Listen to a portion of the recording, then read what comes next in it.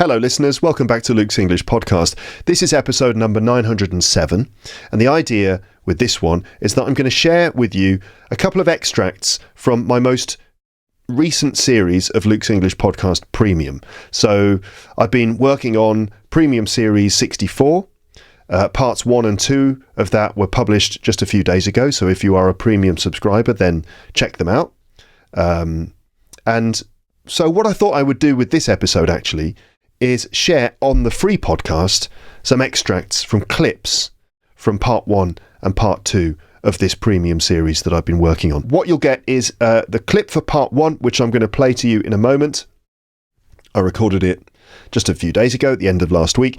In part 1, what I did was, first of all, I had a bit of a ramble. So I talked about catching a cold and trying to recover from a cold. And I talked about a recent trip I did to England with my 2 kids and the experience of travelling with little children and what that's like. And then after that, I went for this idea where I would randomly choose several books from my bookshelf here in my podcast room and just read a couple of pages from those books and then use them to teach you English. It was a sort of like an improvised rambling premium episode involving a little bit of reading from books, and what ended up happening was, I think, quite interesting and quite entertaining and certainly valuable in terms of learning English. So I'm going to play you about 10 minutes from part 1, and then in part 2 I'll play you the section where I go through lots of vocabulary that I used in part 1. So you'll hear me going through about 20 items of vocabulary, words, phrases that came up sort of spontaneously in part 1. Okay, so as you listen to this clip, which I'm about to play to you, you can just try to perhaps predict which words and phrases I might be dealing with in the second part. Okay, that's it basically. All right, premium subscribers, by the way, you might have already heard this, of course. You might have heard this stuff already. If you haven't, you can go and check out the full episodes. But of course, you'll be getting part 3, part 4, and other parts of this series later on this week as well. So you'll get the full load where I go through all the vocab and do all the other stuff, the pronunciation and everything. So you'll get the whole series, premium subscribers. But anyway, this is a chance for my free subscribers to just have a little sneak peek, a little taste of LEP Premium. So let's go back a few days now and listen to about 10 minutes of me talking at the beginning in part 1 of Premium Series 64. Here we go. Hello, welcome back to Luke's English Podcast Premium. How are you doing, listeners? You doing okay? Welcome back to the show. So first of all, I need to say this, that you're listening to me, right? You are? Hello? You are listening? Hello, you're listening. Good. Pay attention. You're listening to me and you might be thinking, what happened to your voice, Luke? Right? Yeah, I've been recovering from a cold. I mean, I'm still recovering from a cold. So I caught a cold like 5, 6, 7 days ago. I can't remember. Sometime last week. I woke up with that feeling at the back of my throat. You know the feeling? Just that little, I don't know what it is really. Just that sensation that something's up. Like I've got maybe a little tickle at the back of my throat, or maybe just the hint of something uncomfortable at the back of the throat. And I thought, I think a cold is coming on. Now, what do you do in that situation when you feel like you've got a cold coming on? What do you do? I mean, is there anything you can do? I suppose there are different remedies that I don't know about. I mean, what are they? You quickly drink a cup of green tea with lemon and honey in it or something, or you quickly, dunk your head in a bucket of hot water filled with onions. I don't know. What's the method for dealing with that? I don't really know. For me, I do try to, drink a hot drink, keep myself warm, and stay positive and just get on with things. But sometimes there is no denying the virus which has inadvertently infected your body somehow, and you succumb to a cold. Why did I say that in such fancy language? What I meant was that in the end, there's nothing you can do, and you just have to accept that you've caught a cold, and there's no way to escape it. So anyway, I got a cold, and it was just kind of a head cold, really. This is an expression we use to describe just like a little cold that you catch that only affects your head. It doesn't kind of make you feel especially tired. It doesn't really give you aches and pains in your body or anything like that. It's just in your head. So I got a kind of a blocked up nose. I got a kind of a slightly sore throat, bit of a cough. I've still got a bit of a cough, but I'm absolutely fine. Just in case you are worried, because I know my listeners, when you hear that I've got a bit of a sore throat, people are concerned and they say to me, please look after yourself, please look after your throat. But I'm fine, and in fact I quite like the sound of my voice, don't you think? Don't you think it sounds good? It's got a kind of slightly gravelly, deeper quality to it, which is perfect for recording an episode of this podcast. So this is a premium episode. There is, as usual, there's a video version for this, which hardly anyone will watch because, premium subscribers, I've got a certain number of premium subscribers, right?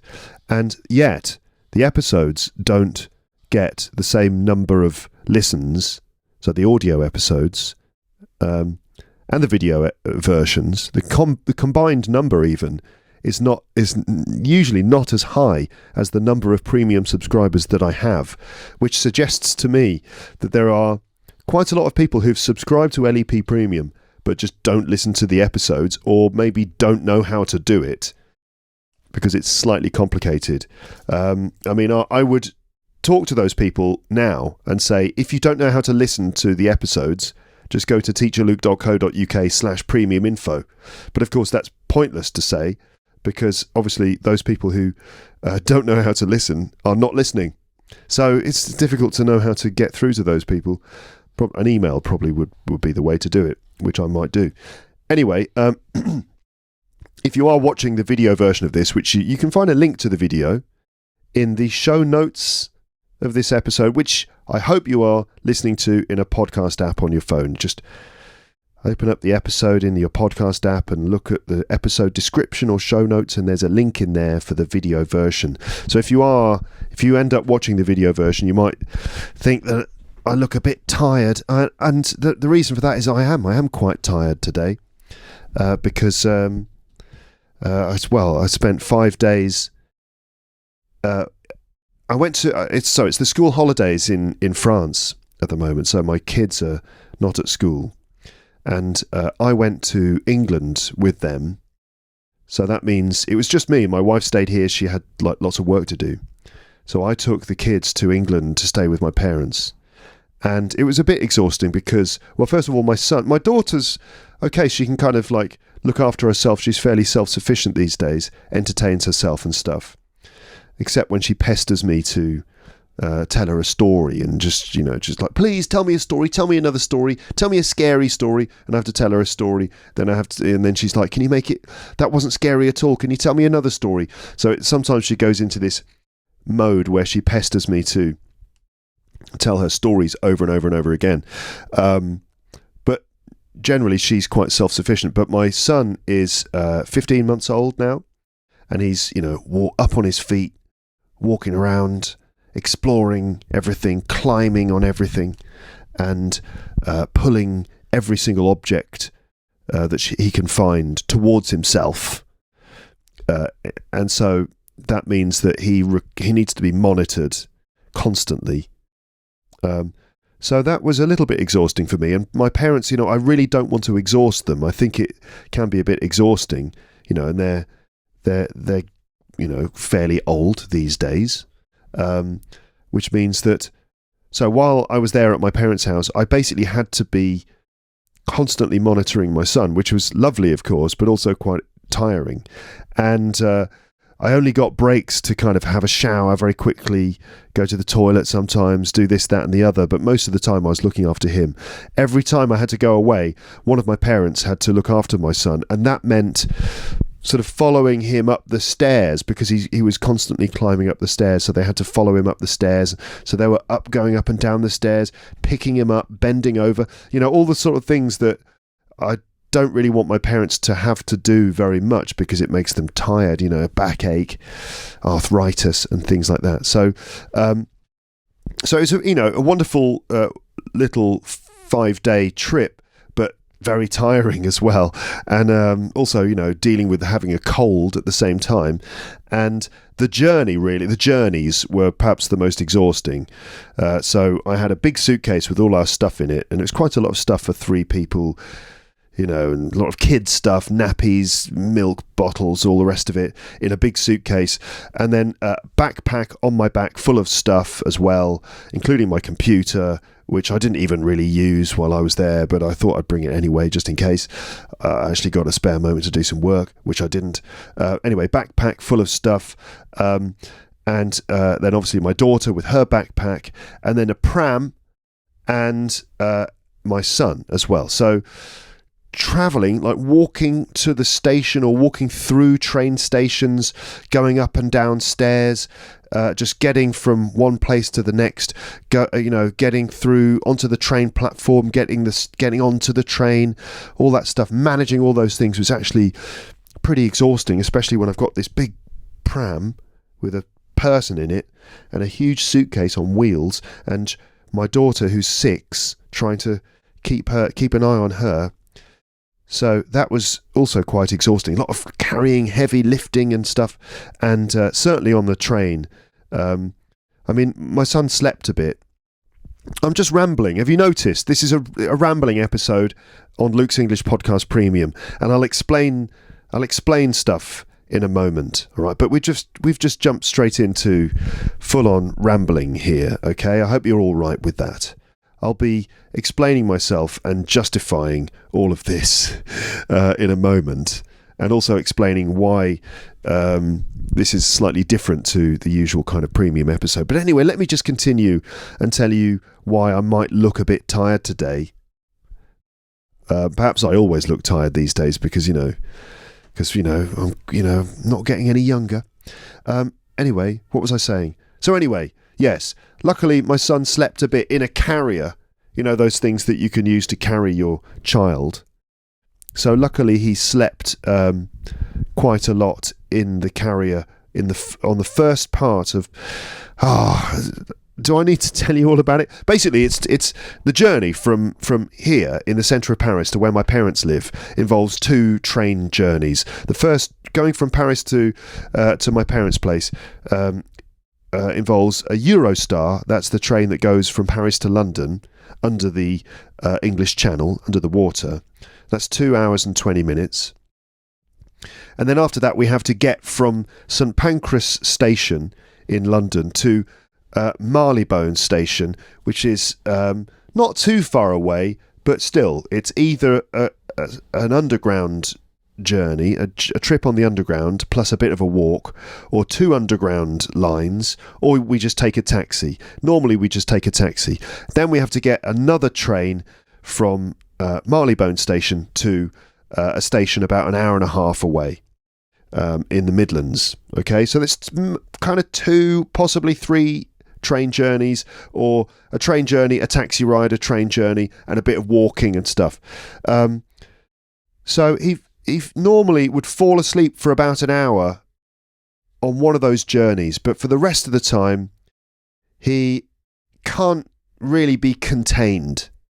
I keep him in the pram, right, or keep him in the carrier, but after a certain amount of time, he just cannot be contained, and he has a big meltdown. He has a big tantrum where he's crying and screaming and grabbing and scratching my face and stuff, because you can't keep him in one place like that contained for too long. So at that point, I have to let him out, and that means he's just loose on the train, which means I have to follow him around while he kind of goes up and down. On the Eurostar, that's all right, because there are spaces between, sort of at the ends of each train carriage, there's a space with doors, and you can kind of hang around there and you don't disturb the passengers too much. The other train, it's a bit different. So anyway, you can understand that it involves a lot of sort of improvisation from me as a dad, trying to make sure that my son isn't just all over the floor, kind of getting his hands dirty, and isn't disturbing the other passengers, and isn't having a crying meltdown. And I kind of was partially successful. It's sort of like survival, really. Survival parenting in those situations. So you know, 2 of those trips, one there and one on the way back. And we got back the day before yesterday. So anyway, I'm just still recovering from that. I'm a bit frazzled from that, meaning a bit sort of tired, a bit worn out. But I'm glad to be back doing Luke's English Podcast here, Luke's English Podcast Premium. Okay. So that was, as I said, about 10 minutes, I think, of the episode that I did on LEP Premium just a few days ago.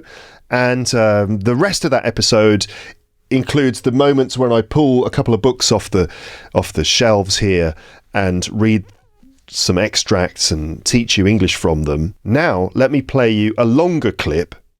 This is about 30 minutes, this clip, and this is from part 2. Which I recorded actually in the evening when the sun had gone down, which is why if you're watching the video version of this, you'll see that my room was much darker.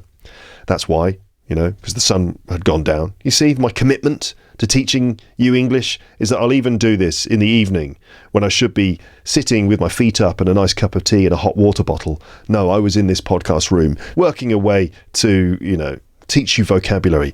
Anyway, right, so which bits of vocabulary do you think I'm going to be explaining now? Which things? Well, you can find out as I now let you listen to a longer clip from part 2 of Premium Series 64 with vocab explanations. Here we go. So next you will see the full list with definitions and examples from the episode. I'll talk about these things in part 2 of this series. Hello, that's what I'm doing now. After this, you can try to do the vocabulary quizzes and any other tasks you find on this PDF below. I will talk about all of this and give my answers and responses to the tasks in part 2. So let's go through the full vocab list. Number 1, to recover from something. I'm recovering from a cold, I said. So to recover from something, as you probably can guess, or you may know already, is you've been ill and then you get better, or you recover, right? So to recover means to regain health or strength after an illness or a difficult experience, okay? Sometimes it takes a long time to recover from a cold. Sometimes the cold lingers and it stays with you for ages. Sometimes you just recover quite quickly. So this phrase emphasises the process of healing and can apply to both physical and emotional challenges. So you can recover from sort of an emotional experience as well. Like a trauma or something like that, or if you get a shock, you might need to sit down and recover from it. Number 2, to catch a cold. Okay, to catch a cold. All right. For example, I caught a cold last week and have been sneezing ever since. I don't think I said that. I've been sneezing ever since. Like I said, I've been using some AI tools to help me produce all this work, which is why I was able to make this long PDF in quite quick time. But using AI, occasionally the AI starts to take sort of independent creative decisions and changes things slightly. I don't remember saying I've been sneezing ever since. Maybe I did, but I don't think I did. Anyway, I caught a cold last week is the thing. So to catch a cold, there's a joke. There's a joke which you won't find funny now because I've already given you the punchline. But the joke is, what's faster, hot or cold? What's faster, hot or cold? Well, cold. No, what? Oh God, I ruined it completely. What is faster, hot or cold? Well, it's hot, of course, because you can catch a cold. To catch a cold, it means just to become ill with a common viral infection, like a not a very serious viral infection, very common one. The common cold, characterised by symptoms like a runny nose and a sore throat, and a cough and sneezing. Cough, sneezing, achoo. Yeah. So catch a cold is a common expression used to describe the onset of this illness. Have you caught a cold? Oh, I think I've caught a cold, you would say. I think I have caught a cold. Yeah. I caught a cold last night. because I wasn't wearing my jacket. Number 3, a tickle in your throat. I said, I felt a tickle in my throat. I have a little tickle at the back of my throat, or I had a little tickle at the back of my throat. So that was the feeling that I had on Thursday morning last week when I felt like I was catching a cold. I had a little tickle. So a tickle, tickle can be a verb, to tickle someone. It can also be a noun, meaning the feeling of being tickled. If you get a feather, from a bird, a feather, a thing from a bird's wing, and you take the feather and you rub it under someone's nose.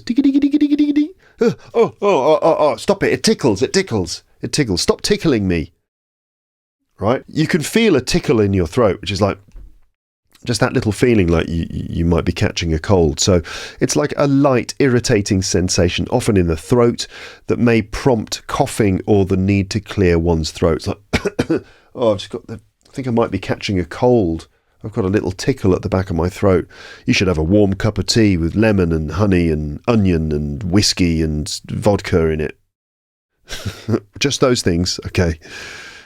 And curcuma and papuma and the essence of ginseng and tea tree and just everything. Put everything in the cup of tea. Literally everything.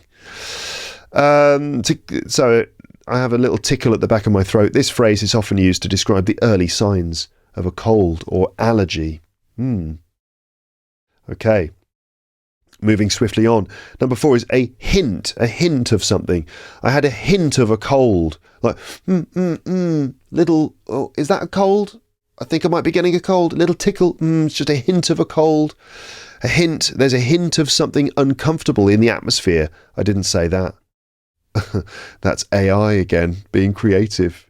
But you could say that if you're in a situation where, I don't know, you've walked into a room and there are people in the room already, and you come in and they stop talking and they all just kind of look at each other and they look at you and then they look down at the floor. You go, sorry, I didn't mean to interrupt. And they're like, no, fine, it's fine. Can we help you with anything at all? No, it's all right, never mind. Right, okay, great. Oh, okay, right, I'll see you later, guys, all right. Oh dear, what was going on in there? There was just like a hint of something uncomfortable in the atmosphere. So a hint, a slight indication, or a sort of trace, a little bit of a feeling or condition of something. A hint could be an indication, something that helps you realise something. But in the case of catching a cold, a hint is like a slight clue or slight indication that you might be catching a cold. In the case of that room, there was a hint that something serious was going on, or there was something else going on. I could just picked up on some little clues. So a hint of something, a hint of a cold. This phrase suggests a subtle presence of something that may not be overtly obvious. There was a hint of tension in the room, or I've got a little hint of a cold, I think. Or if you're doing a test and I give you a hint, well, it's a 4-letter word, starts with S, ends in T. It's a bit rude. Oh, is it shit? Yes, that's the answer. What kind of quiz is that? I don't know. But I gave you a big hint there as well. A little clue that suggests something else. In this case, it was a hint of a cold, like that little tickle at the back of my throat. And I said, I felt like a cold was coming on. To feel a cold. I felt a cold coming on. All right. Example, what do you do when you feel like there's a cold coming on? All right. You can say when you feel there's a cold coming on, or when you feel like there's a cold coming on. So this is the feeling that one is beginning to develop a cold. I can feel a cold coming on. When you... that's it. When you can feel a cold coming on. So I should change that to can feel a cold coming on. What do you do when you can feel a cold coming on? I think I can feel a cold coming on. What do you do when you can feel a cold coming on? So this expression is commonly used to discuss preventative measures for an impending illness, like when you can feel a cold coming. We often will say, I can feel a cold coming on, and then you would probably talk about things you could do to prevent the cold getting worse. What do you do when you can feel a cold coming on? Do you dip your head in a vat of sulfuric acid? I mean, sure, your head will come off, but you won't have a cold anymore. I don't know. Like, there's different. No, that's ridiculous, of course. But some people, they do those things like, some people like drink a glass of brandy. That's what they would have done in the 19th century for sure. Or lemon and honey, or, other things. Inhaling lots of steam from a bowl with a towel over your head, things like that. So a remedy, I'm talking about remedies for a cold. A remedy is a treatment or medicine used to cure a disease or to relieve symptoms. So what remedies are there for a sore throat? You can get these little lozenges that you can suck, which help to make the sore throat better. That could be a remedy. Or you can take sort of cough medicine, which you drink, and it helps to kind of soothe your sore throat. Or honey as well. So remedies can be natural or pharmaceutical, and often vary by culture and personal preference. Different people have different remedies. Number 7, to dunk your head in a bucket of hot water. This was a stupid remedy that I talked about. Dunk your head in a bucket of hot water filled with onions. No one uses that as a remedy as far as I know. That's not like a traditional British remedy or anything, although it kind of sounds like it could be, couldn't it? Drink a pint of cider and dunk your head in a bucket of hot water filled with old onions.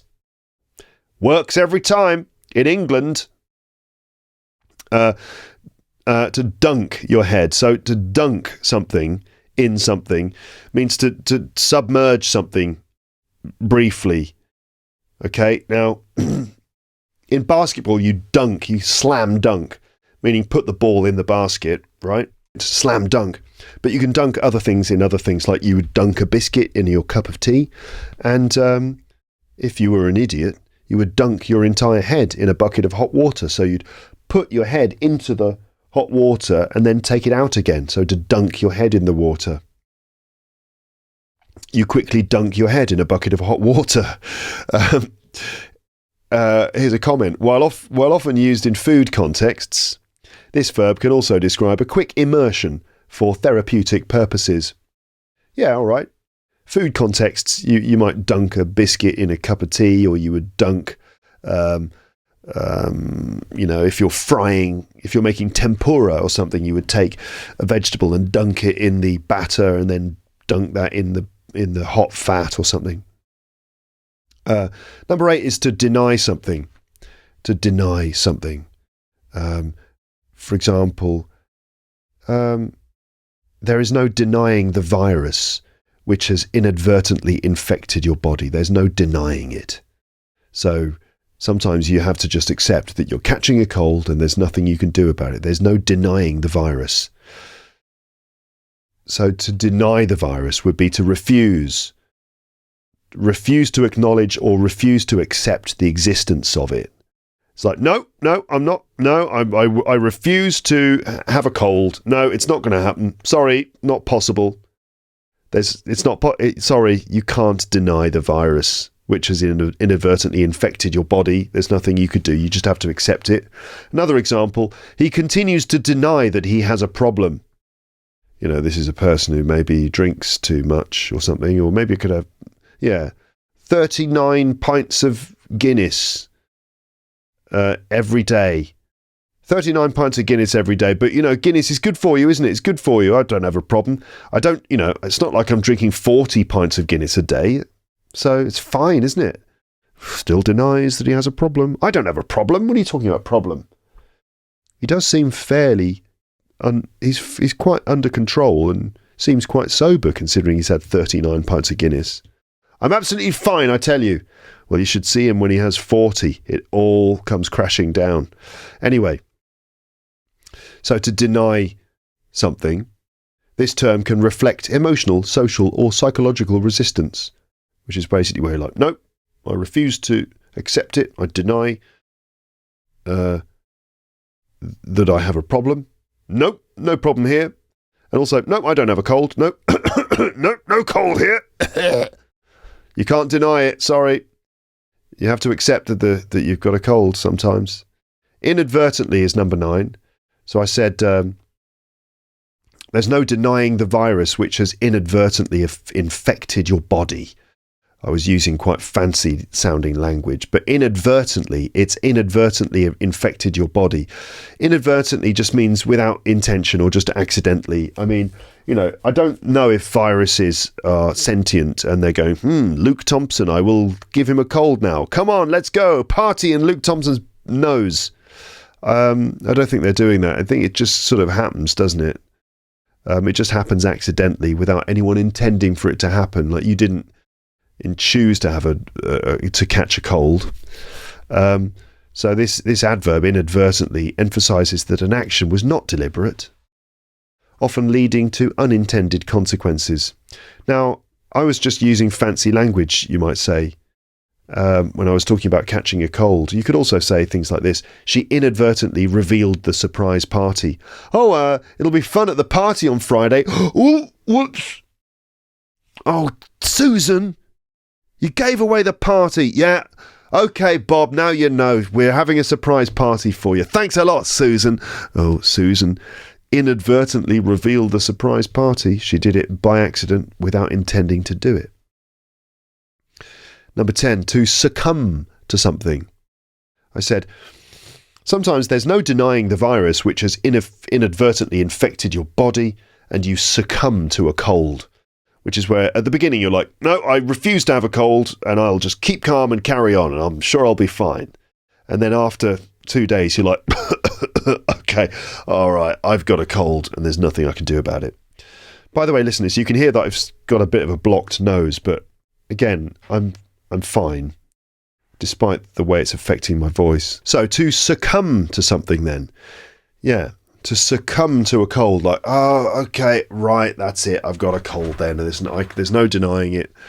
So this means to yield to a superior force.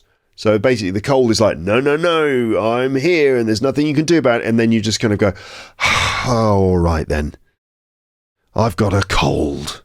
So to yield to a superior force or overwhelming desire, often resulting in surrender, which is like that feeling of like, all right, then I'll stop fighting it. All right, I've got a cold. I'm going to stay in bed. This phrase implies a sense of helplessness against an external influence. You just succumb to it. You can also succumb to other things. You might succumb to a temptation. We're like, no, I will not eat chocolate cake. Nope, no chocolate cake for me. No way. Oh, there's a chocolate cake. No, but I'm not eating chocolate cake. No, no, thanks.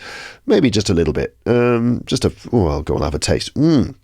Oh, that is very good. Well, all right, I'll just have one piece. That's one piece is all right. If it's just one, that's okay. All right, so yum, yum, yum, yum, yum, yum. I've eaten a whole chocolate cake. Not that happens to me.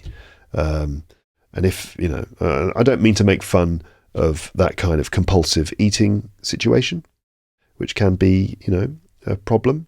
But anyway, I'm just giving an example of the phrase to succumb to a temptation. Right. Number 11, fancy language. So this is language that is elaborate, sophisticated, or unnecessarily complex. And I said, why did I say that in such fancy language? Which was that previous sentence. Sometimes there is no denying the virus which has inadvertently infected the body and you succumb to a cold. Slightly fancy language. Why did I say it like that? So a bit too complex and elaborate. So this term often implies a critique of overcomplication in communication. No need to use fancy language, just keep it plain and simple. So maybe I could have said, sometimes you can't stop it and you have to accept that you've got a cold. That would be more normal, plain English. Sometimes it's fun to use fancy language, that's all. Fancy is quite an interesting word. As an adjective, it can mean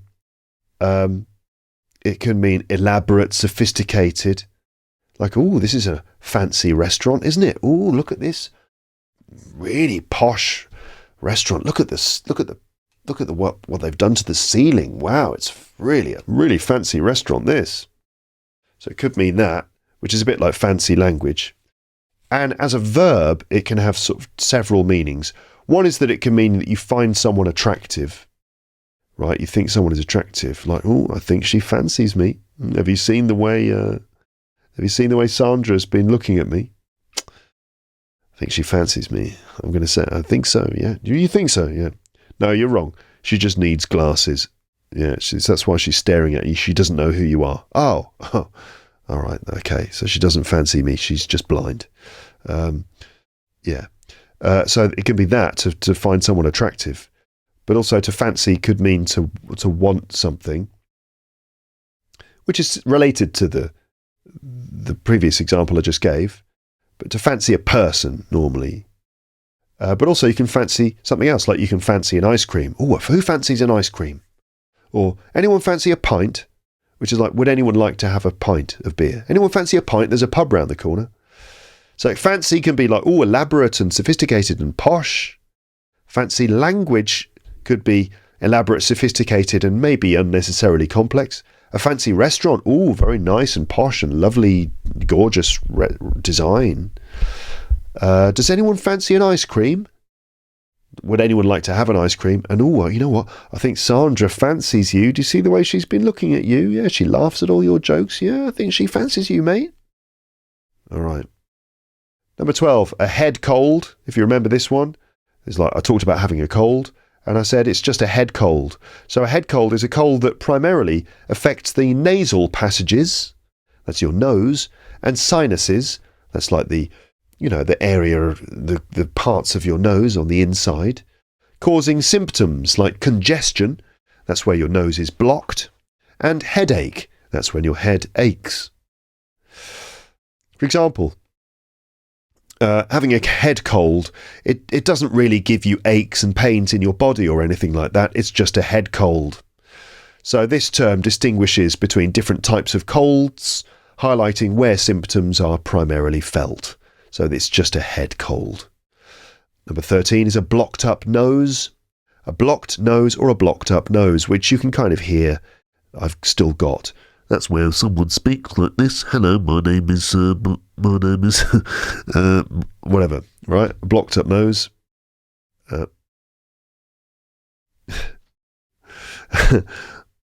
name is Michael Benson.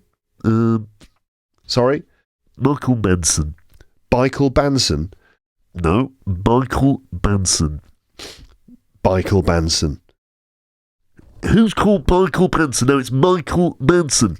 Anyway, Michael Manson, not Michael Benson. Who's called Michael Benson, you idiot? Anyway, a blocked up nose. So this is nasal congestion that makes it difficult to breathe through the nose. Example, I can't taste my food properly with this blocked up nose. It's like, oh, I feel terrible. I've got a blocked up nose. So this phrase is often used to describe a common symptom of colds or allergies. You get a blocked up nose, you get a sore throat, you get a headache, blah, blah, blah, cough. Number 14, a slightly sore throat. Can you say that? A slightly sore throat. A slightly sore throat. Sore throat. I've got a slightly sore throat. Slightly sore. If something is sore, it means it's painful. Like if you're skateboarding and you're wearing a pair of shorts, just a pair of shorts. It's a lovely sunny day. You're in your favourite shorts on a skateboard, going down the road, and then suddenly, whoa, you get that speed wobble where the skateboard starts wobbling, and like, oh, I can't stop it wobbling, and then you're flying through the air, and then bam, you land on the road, and you scrape along the road, and you end up grazing you end up skinning all the skin comes off your elbows and your knees, and then you've got very sore elbows and knees. Similarly, if you catch a cold, you might get a sore throat. I mean, you wouldn't fall off a skateboard and get a sore throat. Or maybe, I don't know, if you land on your throat. Is that possible? No, it's not. You could land on your neck, which would be very bad news. Anyway, a slightly sore throat, like mild pain or discomfort in the throat, often a symptom of illness. I woke up with a slightly sore throat today. So this phrase suggests the onset, meaning the beginning, of illness without severe symptoms. Number 15, a gravelly voice. I said my voice has got a kind of slightly gravelly, deeper quality to it, which you can hear. Now, hello, you're listening to Luke's English podcast with a slightly gravelly voice. So that describes this kind of tone of voice. Gravel is like little stones that might be put on a path or on a driveway. You know, when you drive a car and park it in front of a house, driving over gravel or walking on gravel. So those little stones that might be on a driveway or a path, that's known as gravel. And so a gravelly voice is like a voice that sounds like it's got gravel in it. A voice that has a rough or raspy quality. Okay, a comment. This term often describes a voice affected by illness or fatigue, but can also be a characteristic of certain individuals. So it can be described, it can be kind of, I think it can be kind of an attractive quality in a person's voice, especially on a night like this. Number 16. Oh my God, am I going to get through all the vocab? Well, if I don't, then so be it. I'll just do the rest in another, maybe I'll do 32 items and I'll do the rest in another part. You know, it is what it is, isn't it? Number 16, self-sufficient.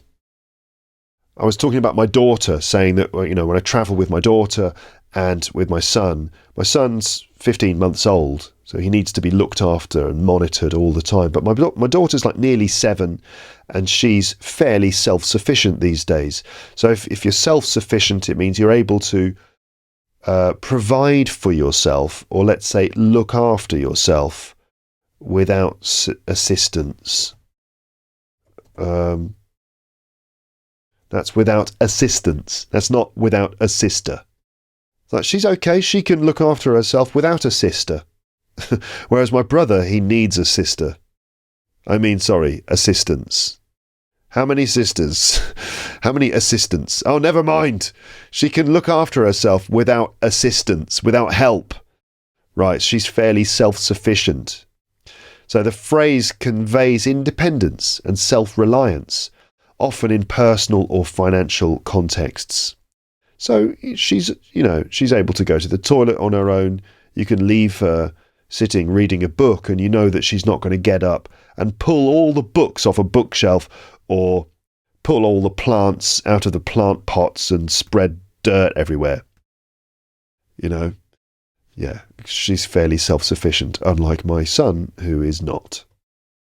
Number 17, to pester someone. So despite the fact that my daughter is fairly self-sufficient, certainly in comparison to my son at this moment in time, she does pester me for certain things. So to pester someone is to annoy or bother someone persistently, often asking them, can I have this? Can I have this? Could you do this for me? Can I do this? Can I watch something? Can I watch something on the iPad? Please, Daddy, please, I won't cry. I won't cry. I won't complain. I won't whinge. I won't pester you. It's like you're already pestering me. What do you mean you won't? You're already doing it. But I won't whinge. I promise I won't. You're already whinging. But please, can I just 20 minutes, just 30 minutes? That's another thing she does. She'll start negotiating, but instead of like making concessions, she goes the other way. So she'll say, just 20 minutes, please, Daddy, please. And you go, 30 minutes, 30 minutes, 40 minutes. You're like, you can't negotiate like that. You're going the wrong way. You have to go, you have to be like 20 minutes, 15 minutes, 10, just 10. She goes the other way. So like, you don't know how to negotiate. You're 7 years old. But she pesters me. She entertains herself, except when she pesters me to tell her a story. Can you tell me a story? Can you tell me a scary story, please? It's adorable. I love telling her stories, but sometimes I have no stories left. So to pester someone. This verb often has a playful connotation, but can also express frustration. Stop pestering me all the time. Can I have a sweetie? Can I have a sweetie, please? Can I have 2 sweeties? Number 18, backache and arthritis. So I was talking about my parents and saying why I didn't really want them to have to look after my son all the time, because they suffer from little things like backache, which is when your back aches, and arthritis, which is a condition causing inflammation in the joints. So the joints like the elbows, the wrists, the knees, the hips, ankles, fingers and toes, they become inflamed, they swell up. This is arthritis. It's a very common condition that affects many adults as they get older. And my mum has arthritis, bless her, and it must be very uncomfortable. And I don't want her going around sort of having to climb the stairs after my son and picking him up and stuff. My dad had a bit of backache this weekend. My mum's got arthritis. So these are common health issues. Backache refers to an ache. Hear it? Backache, headache, earache, toothache, right? Ache. Common health issues. Backache refers to pain in the back, while arthritis is a condition causing inflammation in the joints. Right? For example, I've been dealing with a backache, arthritis, and things like that. So both of these terms highlight chronic pain. This is pain that sort of doesn't really go away very easily and can be common complaints among various age groups, but especially among elderly people, older people, let's say. Number 19, to have a meltdown, to have a tantrum. A meltdown or a tantrum. So I was describing the behaviour of my son when he gets tired. If he's, hungry or frustrated by something, he might have a tantrum or have a meltdown. A tantrum, to be honest, is the word that's more commonly used with toddlers. That's little kids who have recently started to walk. They have a tantrum, a temper tantrum or a tantrum. You've seen it. They throw themselves on the floor, they kick their legs and they cry and make a lot of noise. Right, that's a tantrum. I also call it having a meltdown as well. Although often meltdown is used to describe the behaviour of adults. So you might see a sports player having a meltdown, like a tennis player might have a meltdown on the court, where they suddenly get incredibly angry and frustrated and they lose control of themselves and they argue with the referee, or they throw their racket on the ground or scream at someone in the audience or something. Like this tennis player had a meltdown on the court this afternoon. But I use it to describe, my wife and I use that word to describe what our son does sometimes. He has a meltdown or he has a tantrum. So to experience a sudden emotional outburst, a meltdown is often characterised by extreme distress, while a tantrum is typically associated with children's behaviour. But as I said, my wife and I use the word meltdown, normally used to describe the behaviour of adults, to describe what our children do sometimes. For example, he just cannot be contained and has a big meltdown. Has he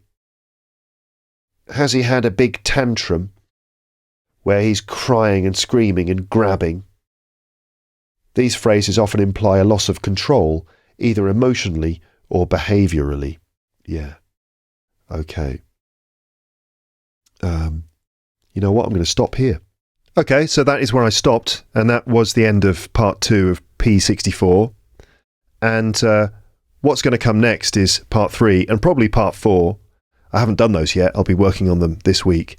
And in parts 3 and 4, I'll go through the rest of the vocabulary from the rest of my ramble, where I ended up talking about lots of other things.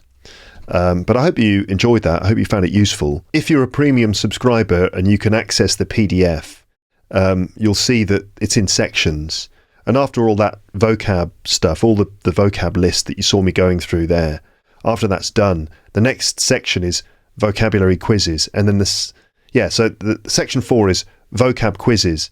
and also memory prompts. And section 5 is discussion questions that use all the vocab. I'll just give you a little look.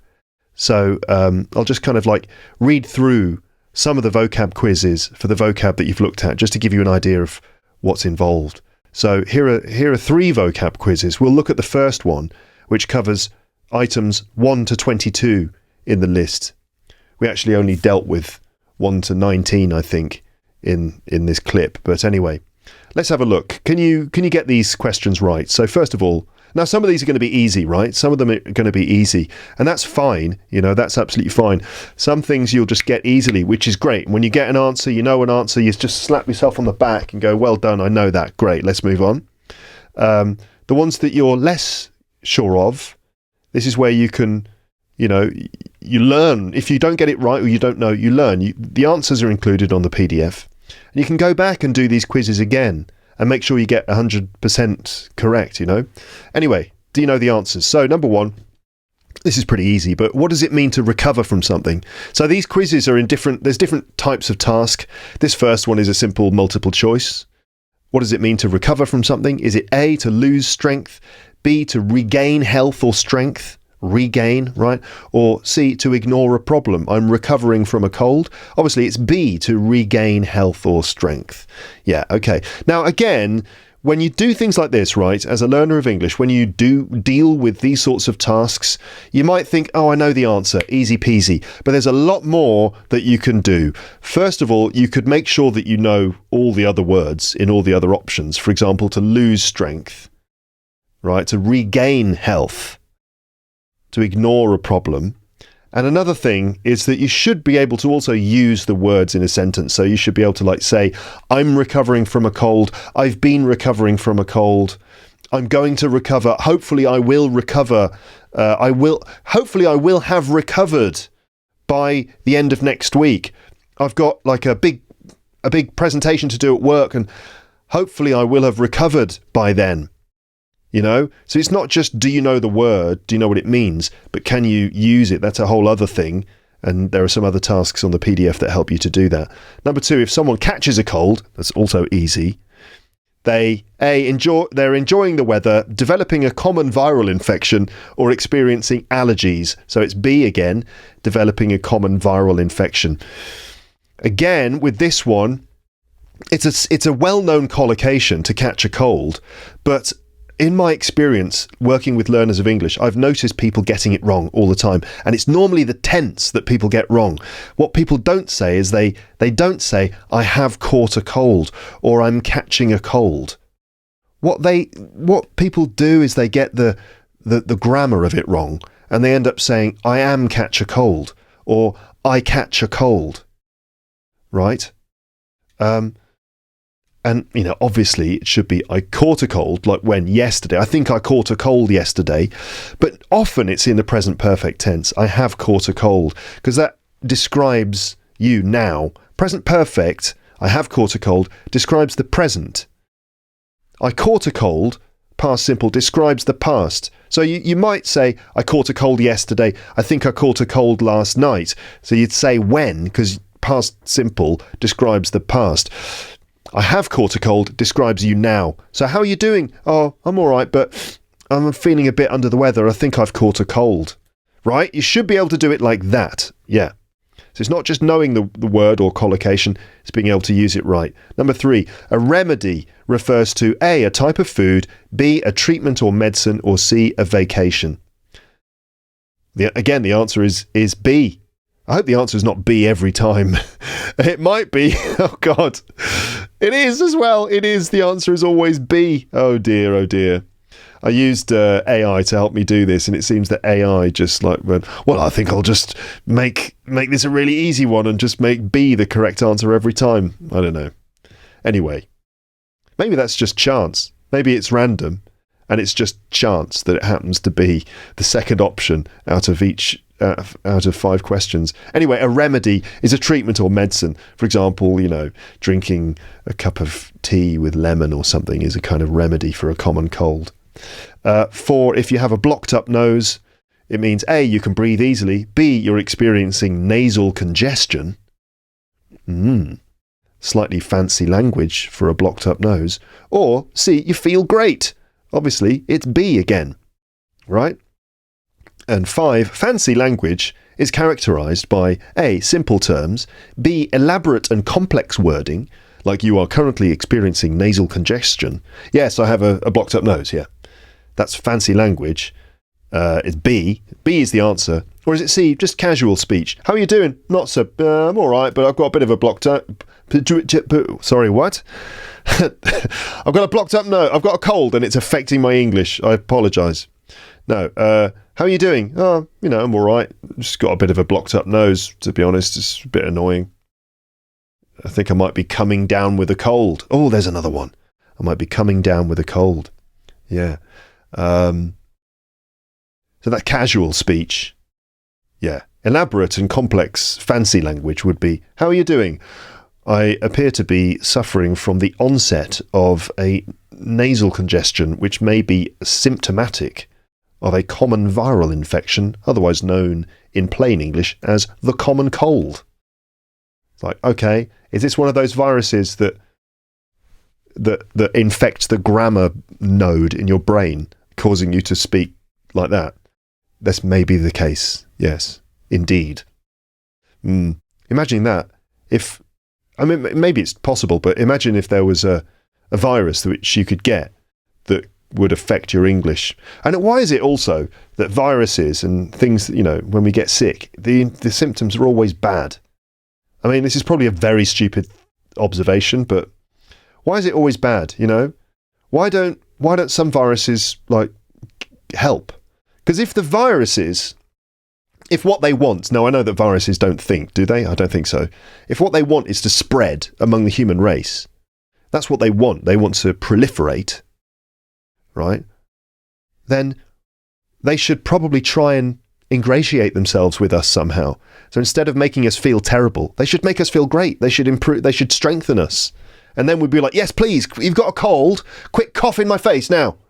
I've got an English exam tomorrow. Quick, sneeze on me. If that was the case, we'd be spreading those viruses around. The viruses would be really successful. Instead, it's the opposite. And they're really horrible. We hate having flu and stuff and COVID. And we do everything we possibly can to eradicate them. We're injecting ourselves with vaccines. We're wearing masks, that are really annoying, especially if you have glasses on. Your glasses get steamed up. All these things that we try to do to avoid getting them. They would do better if they made us feel good. Just a little tip there, any viruses listening, just consider that. Maybe try and help out a little bit. Maybe we'll be more willing to accept you in that case, rather than trying to destroy you. I don't know. Anyway, part 2 of the vocab quiz is fill the blanks. So this is a little bit more difficult. When you feel a cold, you may want to take preventative measures. When you feel a cold, so when you feel like you're starting to catch a cold, do you remember? When you feel a cold coming on? And it's, the ing form. I can feel a cold coming on, right? I feel something happening. I can feel a cold coming on. Yeah. Number 7, to someone means to annoy or bother them persistently, like my lovely daughter, constantly requesting stories. Daddy, can I have a story? Can I have 2 stories? Can I have 9 stories, please? I have to tell her. I've told her every possible story I could ever think of, including all the stories I've ever done on Luke's English podcast, and every movie plot that I can think of. And she wants the scary ones. She's like, Dad, tell me a scary story. I'm like, should I tell her the plot of Alien? Should I? And then I give her a sanitized, child-friendly version of Alien. Like there are some, people on a spaceship and they've been working really hard and they're traveling back to Earth and there's a distress signal from another planet and they decide, because they're helpful, they decide to go and investigate because some people might be in trouble. And when they get there, they find all these weird sort of green pods, a bit like seed pods. And I don't know how one of them gets an alien jumps out and oh God. Indiana Jones, all the Indiana Jones films, Back to the Future. We actually watched Back to the Future the other day. She's 6, right? She's nearly 7. We watched Back to the Future, and at one point, when he was in the 1950s, when he'd gone back in time, she turned to me and she said, "Dad, did they really go back in time to make the film?" I was like, "What do you mean? Did they actually go? Did they go back to? Because everything looks old." And I said, no, they didn't actually go back in time when they made the film. That's not possible. We can't travel through time. No, they just made it look like the 1950s. They used old clothes and everything looks like it did then. They just, it's just a film. They used special effects and then they used old clothes and stuff to make it look like he's gone back, but he didn't actually go back in time. And she was like, "Oh, right, okay." So to pester someone means to annoy or bother them persistently, like my daughter's always pestering me to have a sweetie or tell her a story. It's adorable, really, even though it's a bit annoying. Number 8, a throat may indicate the onset of an illness. Right? I've got a bit of a throat, a sore throat, or also a tickly throat or an itchy throat. There was the word tickle as well, to have a tickle in your throat. Number 9, if you have a cold, you mainly feel symptoms in your head and nose. What kind of cold is that? It's a head cold. Number 10, he tends to his emotions rather than address them. He tends to something to his emotions rather than address them. Huh? I can't remember that one. What's the answer? I could go down and check the answers. Yeah, let's do that. He tends to refuse to acknowledge the truth. Is it refuse to acknowledge the truth? Oh, no. He tends to succumb to his problems. He tends to succumb to his problems rather than address them. So instead of like dealing with his problems, he lets his problems control him. Right? I said before to succumb to a cold. When a cold is trying to infect you and you fight against it, and then eventually like, oh, okay, you just sort of surrender and allow the cold to win. You could say you could succumb to your emotions as well. For example, if you are having negative thoughts, you might try and fight against them, try and find ways to stop them, flip them into more positive thinking, but maybe some people would succumb to those negative emotions and end up being kind of unhappy, depressed, demotivated. Yeah.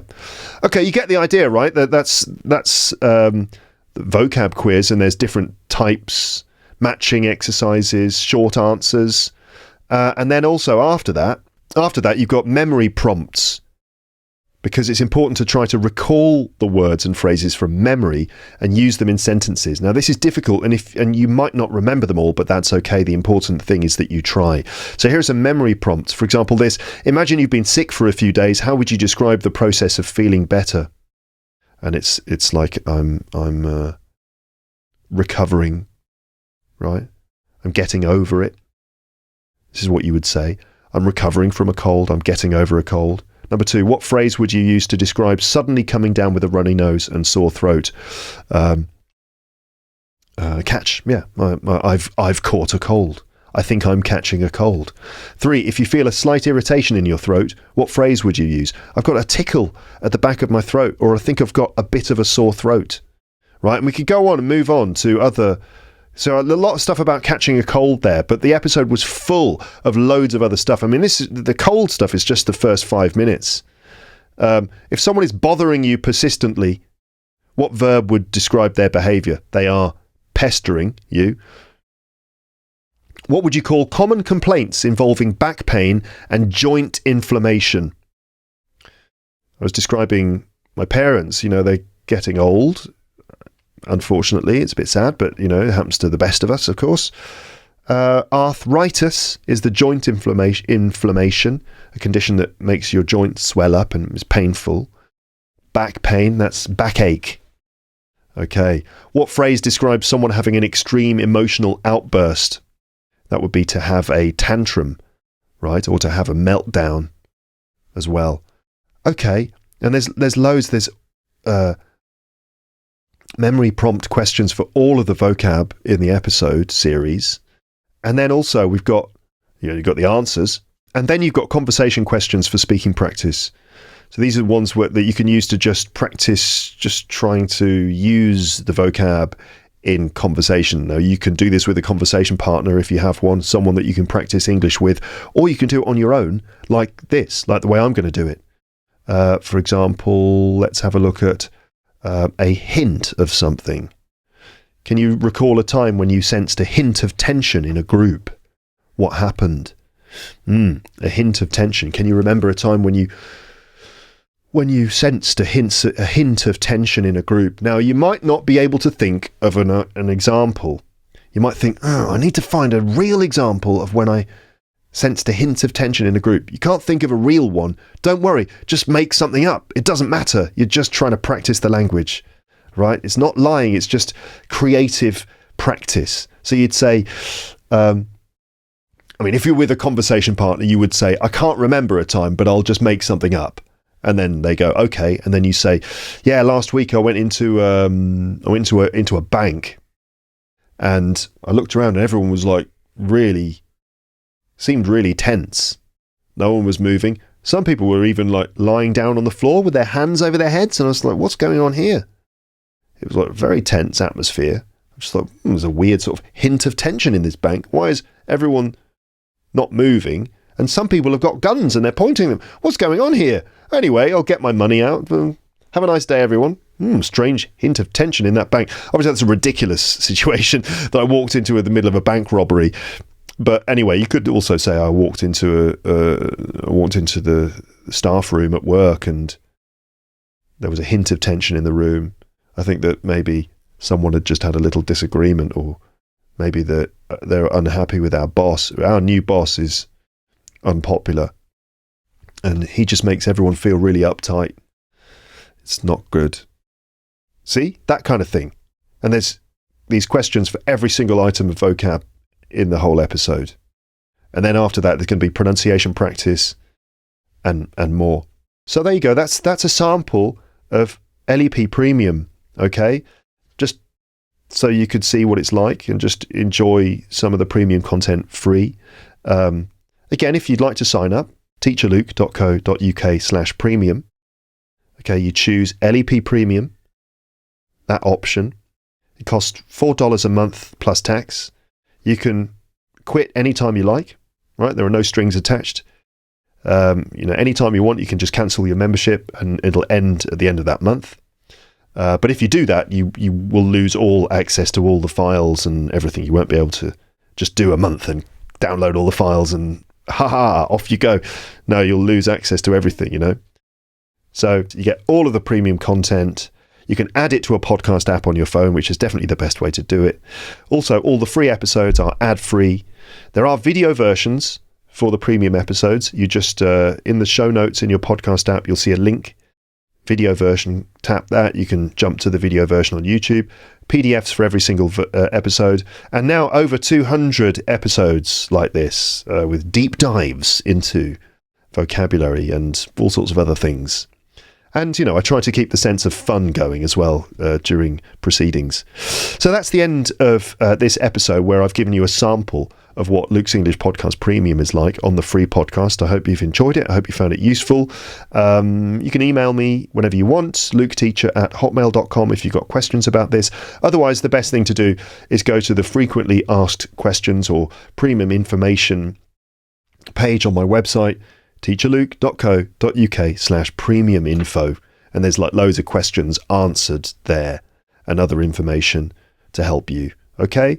It can be a little confusing at first to understand the system, but when you realize that you sign into your account, add LEP Premium to a podcast app on your phone, Apple Podcasts or Pocket Casts or something like that, and then use the phone app to access the premium episodes, and then you can probably send stuff to your computer and open it on your computer, but it's based in your phone because most people these days just use their phones for everything. So it's primarily designed to be used on your phone, but you can send the stuff to your computer, like the videos, listen there. You can send the PDFs to your computer, all the rest of it.